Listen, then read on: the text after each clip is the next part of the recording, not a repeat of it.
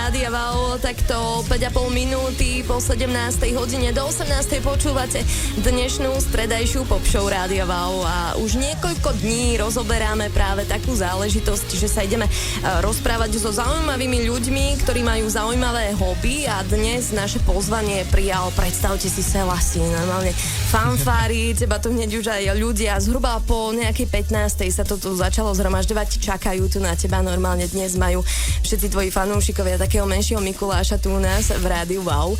Tak povedz, kto si, odkiaľ pochádzaš, koľko máš rokov, pre všetkých tých, ktorí ani len teda netušia, že čo, sú dvaja, poviem ti tak, že sú to dvaja ľudia, ktorí nevedia, nie je ich veľa, ktorí by nevedeli, že kto si, čo si, ale tak povedz hneď na úvod. Tak čaute, zdravím vás všetkých a moje meno je Selassie a venujem sa YouTube už asi 3 roky, pochádzam z Bratislavy a 1. decembra budem mať 21 rokov. Pekná vizitka o tebe. 3 roky to je veľa alebo málo? No je to dosť na to, že v podstate robím len tie videá, streamujem a tak ďalej, takže 3 roky je dosť veľa. Asi keď si sa narodil, tak ťa vaši nepokrstili menom Selassie, asi to je úplne nejako inak. Tak vysvetlí, že ako si prišiel k takémuto menu a názvu? No tak, táto prezývka vznikla úplne v podstate náhodou. Akože má to strašne dlhú históriu a fanúšici, ktorí ma sledujú od začiatkov, to vedia. A kebyže to tu začnem vysvetľovať, tak sme tu naozaj... to prosím. Proste ide o to, že je to spojené s dreadmi a s reggae. Takže tá prezývka Selassie. Takže tak som to skrátil, viac som to nevedel už skrátiť. No. A tie dready sú pre teba charakteristické, asi si to už bez nich nevieš predstaviť? No práve, že rozmýšľal som párkrát, že sa už ostrihám, ale mám už to bude 6 rokov, čo mám dready na hlave, takže je to už fakt veľa. A občas ma štvú, ale je pravda, že som jediný československý youtuber, ktorý má v podstate dready na hlave, takže je to také, že povedia sa dready a hneď, čo Selassie, však on má dready iba. Takže tak. Ale nehodlám sa ostrihať možno, neviem, za 500 000 odberateľov sa ostriham.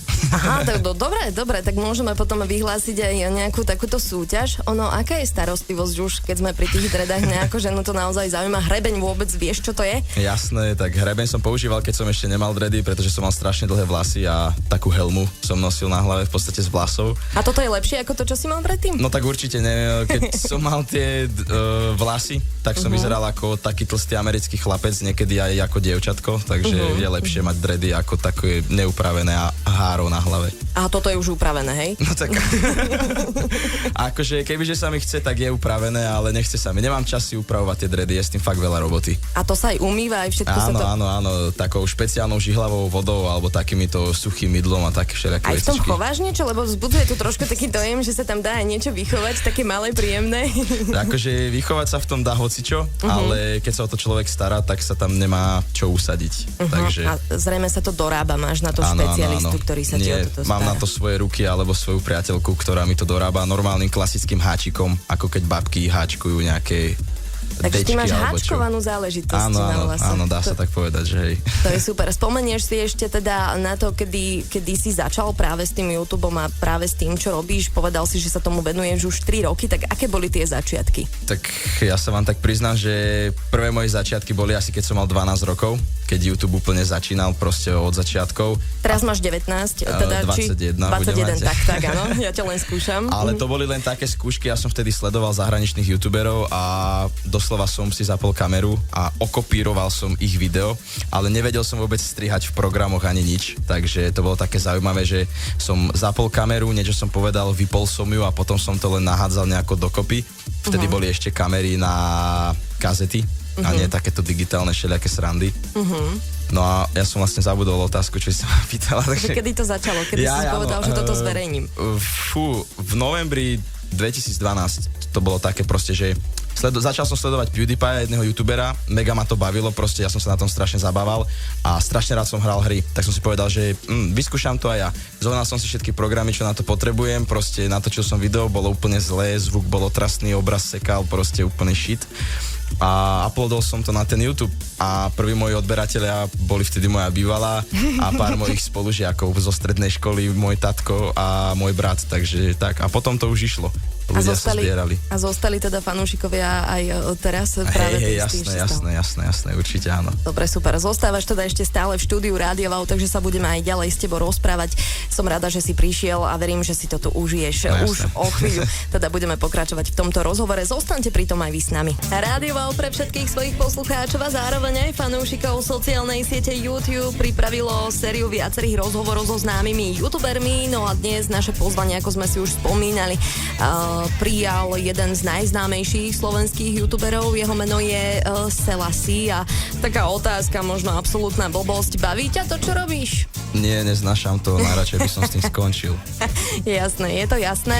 Aké videá teda točíš a najradšej? Aký štýl možno, aký formát? Tak ja som zastanca toho, že proste nechcem mať iba jeden druh videí na svojom channeli, takže ich tam mám fakt strašne veľa, točím rôzne vlogy, ale respektíve mám takú show, že témy, ktorá je asi najobľúbenejšia a tam rozoberám rôzne témy, keďže sa to volá témy.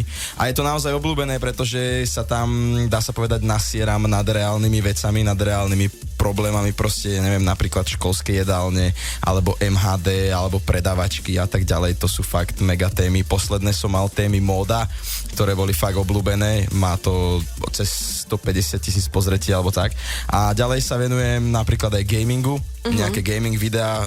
Tým som vlastne začínal, robil som rôzne série, vlastne ide o to, že zapol som si nejakú hru a hral som ju, do toho som kecal takým humorným spôsobom a ľudí to bavilo sledovať, že viac menej sa ani nesústredili na tú hru, ale skôr na mňa, čo hovorím a ako tú hru okomentujem a čo tam robím, čo failím a tak ďalej. Takže hejtuješ vo veľkom aj tie záležitosti, vychytávaš tam nejaké chybičky a práve to, čo rozčuluje aj iných, tak ty to povieš nahlas? Hej, presne to, že ľudia ma poznajú vďaka tomu, že sa proste nebojím vyjadriť ten svoj názor na tú kameru a keď ma niečo naozaj nasere, tak to proste poviem a ľudia to zoberú a niektorí to síce hejtujú, ale tak to už... O tom je aj rap inak, aj ten hejtuje vo veľkom a ty máš k tomu tiež čo povedať, ty a rap, ako to je?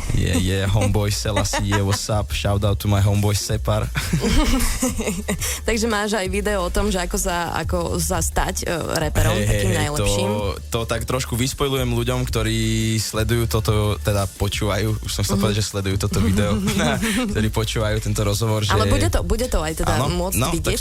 Tak super. Budem z toho robiť sériu, každý mesiac bude vychádzať video Ako byť. Prvé bolo, že ako byť reper, tam som si dosť podal takú tú dnešnú scénu a tak ďalej, som to sparodoval a má to veľký úspech, zdieľali to rôzne sociálne stránky a tak ďalej a budem robiť najbližšie, že ako byť hipster a tak ďalej, čiže tam budem zosmiešňovať v tejto sérii skečovej tieto trendy, ktoré vlastne sú na Slovensku Takže teraz sleduješ populárne. Všetko to, čo sa deje okolo teba, čo je aktuálne a tak ďalej? Jasné, určite áno. Musíš byť v obraze, aby si bol. Určite áno. A treba sa vždy chytiť nejakej aktuálnej situácie a proste natočiť na to nejaké parádne videjko a proste ľudí to baví. A ako zisťuješ teda, že aké názory majú ľudia na danú vec? Si stále v spoločnosti, pýtaš sa a tak ďalej? Práve, že skôr tými sociálnymi sieťami, jak je napríklad ten YouTube, že natočím nejaké video alebo čo a proste podľa komentárov, ktoré ľudia píšu a podľa tej odozvy, ak sú lajky, dislajky a tak ďalej, tak proste zistujem, že tak toto sa ľuďom naozaj páči, toto sa ľuďom moc nepáči, tak nebudem v tom pokračovať alebo tak. Super. A koľko ti teda trvá príprava takého jedného videa? Je s tým veľa práce? Tak podľa toho, aké video. Taký sketch je napríklad... na sketchi sa vždy narobíme najviac, pretože najprv to treba celé vymysleť, aby to dávalo zmysel. Začal som si robiť také veci, že normálne si nakreslím v podstate scenár, fotoscenár si spravím, ako pôjdu zábery. No a potom ideme točiť napríklad to, ako byť reper. Má tuším niečo cez 3 minúty. A točili sme to celý deň od 9. až proste do 8. večera sme to točili a potom som to celú noc strihal, takže tak. A keď ide o nejaký let's play alebo tak to je v podstate asi najjednoduchšia príprava. Stačí zapnúť program na nahrávanie audia, na nahrávanie videa, zapnúť hru a ide sa. A ľudia sú ochotní aj vystupovať v tvojom videu, lebo napríklad aj v tomto, ktoré sme teraz spomínali, tak je tam nejaký týpek, bolo dlho práce prehovoriť ho do toho aj tých ostatných? To je môj veľký kamarát Alan. Čau Alan, ak to počúvaš. Serus. A on je pán, akože on vystupoval už vo viacerých mojich videách a väčšinou je taký, že áno, idem do toho, strašne ma to bude baviť, potom to natočíme a uvidí ten výstup, tak si povie, že Slažo, ja ťa zabijem, už nikdy nebudem s tebou točiť video a potom ho oslovím a zase ide do toho, takže áno. A ľudia, som rád, rád, že aj moji kamaráti radi so mnou spolupracujú, hlavne v tomto. A Že sú je aj, to super. sú aj takí, ktorí za tebou sami prídu a povedia ti, že ja chcem byť v tvojom videu? Keby ti ja teraz napríklad toto poviem. Dobre, tak nie. Tak... Vieš čo, stalo sa mi to možno iba raz a neodmietol som to, lebo však je to môj kamoš, tak... Jasné, aha, takže takto to je. Dobre teda, super. Mám pre teba pripravené aj rôzne iné otázky, ale keby som ťa teraz v tomto momente mohla poprosiť, tak vonku, alebo teda v priestoroch Rádia Wow sa nachádzajú tvoji fanúšikovia a chcú sa s tebou odfotiť. Tak ak si ochotný, tak ja ťa teraz prepustím na chvíľočku, na pár minút a potom sa teda vrátiš sem a budeme sa ďalej rozprávať. Aktuálne 17:23, zostaňte s nami aj naďalej. This is my fight. Toto je stredajšia pop show Rádia Wow, v nej sa ešte stále rozprávame s youtuberom menom Selassie a ty točíš videá, ktoré doposiaľ zaujalo skoro 300,000 odberateľov. Prosím ťa, to je aký pocit?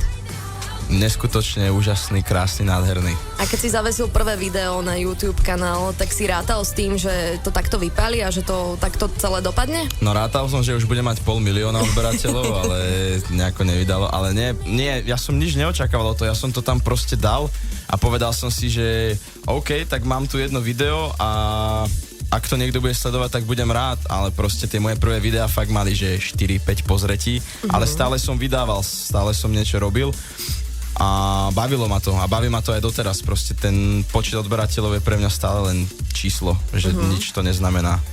No a teraz je to už vlastne tak, že vo videách často odhaluješ aj svoje súkromie. Existuje vôbec niečo, čo ešte o tebe tvoji fanúšikovia a tí, ktorí ťa sledujú, nevedia? Čo by si teraz mohol prezradiť napríklad? No, tak keďže o tom nevedia, tak to prezradiť nechcem. Preto sa pýtam. A možno je ešte nejaká sféra, ktorú si ešte neodhalil, ale plánuješ ju odhaliť? Z nejaké takéto priznanie, lebo sa venuješ aj takým tým facebookovým priznaniam? Častokrát ich komentuješ? To som práve, že začali robiť iba teraz, tie priznania a má to strašne veľký úspech a to ma veľmi teší, ale neviem, akože sú to moji fanúšici, ľudia, čo ma sledujú, ale podľa mňa tak akože zase nejaké tie svoje súkromné úplne veci, neviem, podľa mňa vedia, čo najviac môžu vedieť, alebo čo najviac im dovolujem vedieť. Proste není nič také úplne prevratné, že Selassie niekoho zabil a tají to, alebo čo. Takže... No, jasné. A keď je reč o tých fanúšikoch, poznáš tú vekovú hranicu, ktorá ťa sleduje a pre ktorých si možno aj takým vzorom? Tak, ono je to také, že samozrejme YouTube sledujú mladší diváci, ale ja sa tú tvorbu snažím robiť aj tak, aby ju sledovali možno aj trošku starší ľudia, ale tak neviem, možno ten priemer u mňa je taký, ja neviem, 15 až, čo viem, 17-18, ale tá väčšia sféra je od nejakých, ja neviem, 10 možno až do 15 alebo tak, že to je tá veková hranica, že čo ľudia naozaj aktívne sledujú ten YouTube, ale zastavujú ma aj oveľa starší a dokonca aj oveľa mladší ľudia proste, takže... Tým pádom ich tak trochu aj vychovávaš. Toto si uvedomuješ? No a to je hej, uvedomujem si to, ale nechcem ich proste vychovávať, akože to je také, že YouTube nie je televízia, YouTube je proste médium, kam si môže ktokoľvek uploadnúť čokoľvek. Je to dobrovoľná vec, hej? Áno, hej, a aj to sledovanie je dobrovoľné proste a zase nechcem sa nejako hraničiť alebo nechcem mať tú svoju tvorbu ohraničenú tým, že viem, že ma sledujú aj menší diváci, napríklad akože deti, keď to tak poviem. A nechcem si dávať nejaké hranice, že proste keď chcem natočiť niečo, ja neviem, vulgárne, kontroverzné s nejakým proste kontentom, ktorý môžu sledovať len starší, tak to proste natočím a to, že to nemôžu sledovať mladší diváci, dám na začiatok videa, že je to proste pre nich nevhodné. Hej, je to takto ošetrené, že je to pre nich nevhodné a keď si to chcú pozrieť, tak si to proste pozrú, keď ich rodičia nestrážia, ale ja to mám ošetrené, takže... A si predstav, že by si bol ty ten rodič a mal by si teda dieťa a toto by sledovalo v pohode? Tak ja by som hneď lajkoval, odberal proste a sledoval tiež. A lajkuješ a odoberáš aj nejakých iných youtuberov? Áno, odoberám, hej, lajkujem všetko, možno aj komentujem. Aj týchto našich, tých slovenských, ktorí sú pre teba možno konkurenciou? Ja to neberiem ako konkurenciu, beriem ich skôr ako kolegov proste, lebo tak... Ak sa tu niekto snaží niekoho len predbiehať a je nahypovaný a má veľké ego z toho, že teraz ma niekto predbehol alebo tak to je proste blbosť podľa mňa. Mali by sme si skôr pomáhať a navzájom sa nejako podporovať, ako sa predbiehať a súťažiť medzi sebou.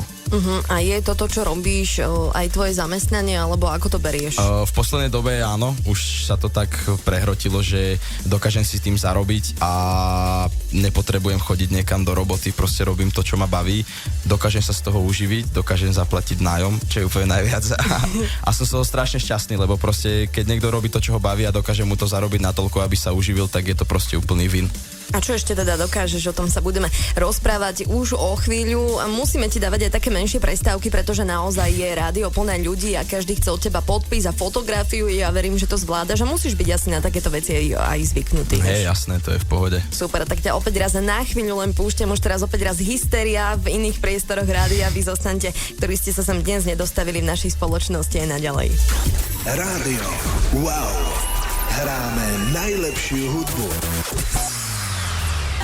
17:44, to je aktuálny čas, už len do 18:00 počúvate stredajšiu pop show Rádia Wow, ale ešte stále sa stíham niečo spýtať Selasiho, môjho dnešného hostia, ktorý teda točí videá, má niekoľko odberateľov a fanúšikov, niektorí prišli aj sem k nám do rádia, budeme sa im ešte aj teda venovať a aj sme si spomínali, že ty nejako tak udávaš ten štýl a vychovávaš tú našu mládež, ktorá ťa sleduje, ale čo opačne, čo vaši na to, keď uvidia nejaké tvoje aj hejterské možno video, alebo také, kde je aj nejaký ten vulgarizmik, ktorý ti nejako unikol. Čo na to mama? Tak Vanka je s tým úplne v pohode a podporuje ma na najviac, jak sa dá v tom, čo robím a je to úplne super a občas mi aj radí a stalo sa mi raz, že som vydal také video, ktoré asi nebolo nejako moc super. Bolo to v podstate jedno Q&A a tam mi povedala svoj názor, že no, že mohol si to trošku inak spraviť a tak ďalej, lebo že ona pochopila akože ten humor, ktorý som ja v tom videu dal, ale že možno tí mladší fanúšici to mohli pochopiť tak, ako keby som sa im vysmieval alebo také niečo. A ona je tvoj najväčší radca? Dávaš na niekoho slova? No tak na slova svojich rodičov by mal dávať asi každý, lebo rodičia chcú len dobre. Deti, počuli ste? O tomto by si mal natočiť. Počúvajte svojich rodičov a majte ich radi, ale tak nie, určite, ja proste vždy si nechám poradiť od tatka alebo od mamky proste a tatko mi hlavne veľakrát radil v takých tých technických veciach, čo sa týka kamery, záberov, keď točím nejaký sketch alebo tak, takže v pohode je to. A zrejme super. to teda netočíš sám, lebo si už aj niekoľkokrát použil množné číslo. Koľko ľudí je potrebné na to, aby vzniklo takéto video? Nejaký sketch? Napríklad. No lebo tak akože niektoré skeče si točím aj sám doma. Keď to proste chcem dať nejakú vsúku do nejakého vlogu, tak proste postavím si kameru pred seba, natočím to a vypnem kameru. Ale keď sa točí sketch, podľa toho aký veľký, väčšinou používam, ja neviem, že kameramana, veľmi dobrého kamaráta, čo je za kamerou a potom nejakých hercov. Napríklad sketch Dinner, to bolo tiež veľmi video, ktoré oslovilo ľudí a tiež to zdieľala napríklad televízia Jojo alebo takéto veci, tak tam som potreboval vlastne svoju priateľku, svojho kamaráta a kameramana. Takže tak, je to o tom, že podľa toho, aký veľký projekt sa robí, tak toľko veľa ľudí je na to treba. Vo svojom videu si natočil teda aj veci o tom, že ako byť správnym reperom. Vieš nám aj povedať, že ako byť správnym youtuberom? Čo by taký človek mal mať, aby sa mohol stať tým, čím si aj ty? Tak mal by mať podľa mňa kameru. A neviem, je veľmi dôležité byť svojský a originálny dneska na YouTube, pretože strašne veľa ľudí sa snaží točiť videá na YouTube, ale ja keď si to pozerám, keď mi nejaký fanúšik pošle video, že ohodnoť môj kanál, tak proste 95% je to isté proste, že je tam rovnaký obsah, ale stojí tam iný človek a to je proste podľa mňa blbosť. Treba prísť niečím novým, originálnym a treba byť hlavne sám sebou, alebo keď už vytvoriť si nejaký charakter, že proste začať YouTube kanál s tým, že nestojí tam napríklad Slážo alebo ja, ale stojí tam proste Mirko Ferko, ktorý je charakter pre ten channel a aj sa tak správa na tých videách a tak. A keď poviem teraz, že Gogo, tak asi vieš, o kom je reč? No vôbec, kto je to, nepoznám. A spomenul si, že teda tí odberatelia ťa síce potešili, alebo teda ten počet, koľko ich tam na svojom kanáli máš, predsa len nie nejaká meta, ktorú by si chcel dosiahnuť, lebo robí to len tak, že tak čo, natočím si videjko, zrejme to tak nefunguje. Koľko je taká tá meta? Tak fungovalo to tak zo začiatku a potom, keď tí fanúšici pribudali, neviem, ja som si dal napríklad, že 300,000 do konca prázdnin, to sa bohužiaľ nepodarilo splniť, ale čo skoro tam máme tých 300,000 fanúšikov a takých 500,000 fanúšikov by som určite bol rád, kebyže jedného dňa mám na svojom channeli, bolo by to super. A neviem, čím viac, tým lepšie, ja som proste toho názoru, že keď budem zabávať, dajme tomu 2 milióny ľudí, tak proste to bude pre mňa úplne najviac, lebo ja chcem zabávať tých ľudí, ja chcem zabávať čo najviac ľudí sa dá. A kde berieš teda takú tú náladu? Sú vôbec dní, kedy vstaneš a nemáš náladu? Lebo pôsobíš na mňa tak, že si stále funny a usmiatý a vtipný a stále niečo riešiš a tak? Tak určite sú také dni, kedy vstanem a nemám absolútne chuť nič robiť, ale proste dám si Red Bull a hneď to ide. Ja som vďačná, že si našiel čas, teda, že si sa predral cez ten dav fanúšikov, ktorý ťa tu čakal a zažil si to len tu v Banovciach, alebo aj keď inde teda prídeš, tak sú fanúšikovia? No, zatiaľ som ešte nikdy v rádiu takto nebol, ale chodíme s ostatnými youtubermi na akcie, ktoré sa konajú každý rok alebo každého pol roka a tam proste nedojde 30 ľudí ako sem, ale dojde ich tam 7 až 10 tisíc proste, takže to je úplne iné a oveľa viac vyčerpávajúce, ale som rád, že aj takto sem došli proste fanúšikovia, ktorí ma chceli vidieť a chceli niektorí si ani fotku. domácu úlohu neurobili a No, prišli sem. Vieš, aký to bude robte si prúser? domáce úlohy a nesledujte moje videá. Moje doma... To som zakoktal. Moje videá sledujte až po tom, čo ste si spravili domáce úlohy. Škola je prvorada, deti. Tak sa ideš. Skončíte jak ja. A možno by to viacerí aj chceli. Tak sa ideš ešte teda pofotiť, popodpisovať a už potom sa vydáš na svoju cestu. Nech je teda príjemná, nech sa ti darí aj naďalej v tom, čo robíš, nech máš čo najviac odberateľov a budem sa tešiť, keď opäť raz prídeš a povieš mi, že mám tam 1 000 000 ľudí. Oh yeah, to bude super. Čau, díky, pekne. že si prišiel, dávaj si bacha. Čaute ľudia, majte sa pekne. Rádio Wow.